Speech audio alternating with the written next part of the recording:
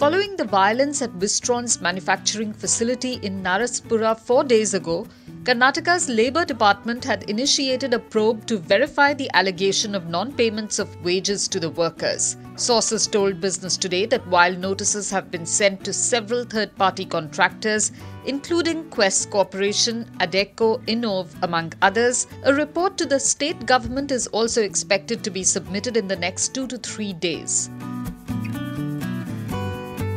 IT major Infosys yesterday said that it will prefer a flexible hybrid work model that will allow its employees to work from different locations at different times.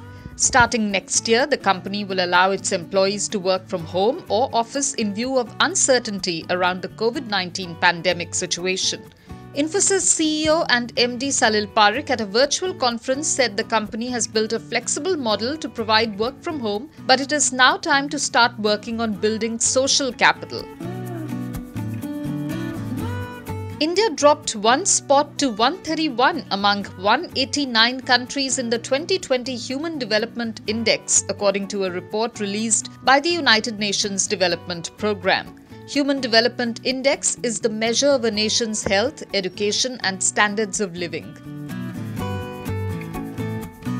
The government is making efforts to deregulate the economy with an aim to attract greater investments from across the world, Commerce and Industry Minister Piyush Goyal said yesterday. He said the government has opened up defence, manufacturing, mining, finance and capital market sectors. Cryptocurrency Bitcoin yesterday broke through the $20,000 mark for the first time since it started trading. This was following a sustained increase in value over the last few weeks. The leading virtual currency was launched back in 2009. Bitcoin reached an all-time high of $20,398 on Wednesday. However, it fell back to $20,145 later in the day. This was still an intraday gain of nearly 4%. The domestic automotive component industry that forms the backbone of India's $100 billion automobile industry suffered a steep 35% decline in turnover in the first half of 2020-21 as the pandemic piled on more misery on an industry that was anyway reeling under an unprecedented slowdown.